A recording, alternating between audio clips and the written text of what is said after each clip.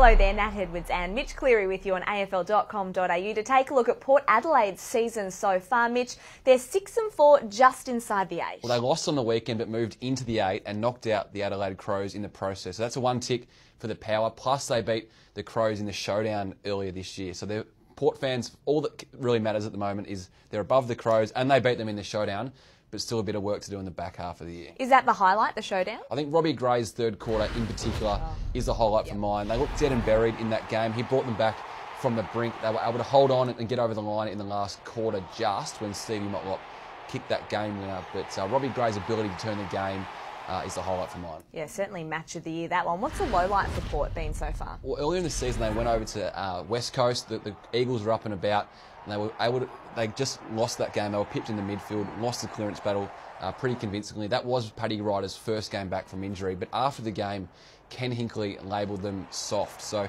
that's something that as a player the last thing you want to hear is your coach questioning your intensity at the footy. So I'm sure they've had a lot of learnings from that game. Is there someone at the club who's perhaps under a little bit of pressure that needs to step up in the second half of the year? I think Charlie Dixon is that guy. Last year in the elimination final, he looked like he was about to tear this competition apart. He dominated the Eagles that night. He just hasn't got going this year. Yes, he was forced to go into the ruck with Paddy Ryder's Achilles injury, but 4 games back for Ryder, Dixon's played more forward. He's only kicked 3 goals in that time, so he needs a lot to work on in that second half of the year. And who's impressed you so far? Really like Sam Gray's work in the front half. Robbie Gray gets all the plaudits, but Sam Gray falls a little bit under the radar at times, averaging 15 disposals, 1.5 goals a game, and his forward pressure is been a massive tick for the Power this year. Now, what will the Power be fingers crossed hoping for in the second half of the year? Well, I had one up until this week when we were preparing for this show, and that was Paddy Ryder's Achilles to stay in one piece. He's hardly training at the moment, only doing 1 session a week.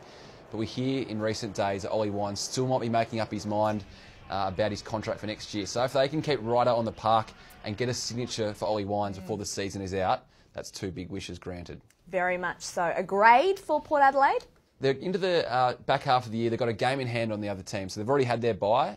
Sitting inside the 8, I'll give them a C+, but for a side we were hoping might have been able to push for the top 4, they've got a bit to work on. All right, thank you, Mitch, for that. Thanks for watching. Stay tuned. We'll be handing out mid-season report cards for every club over the next few weeks.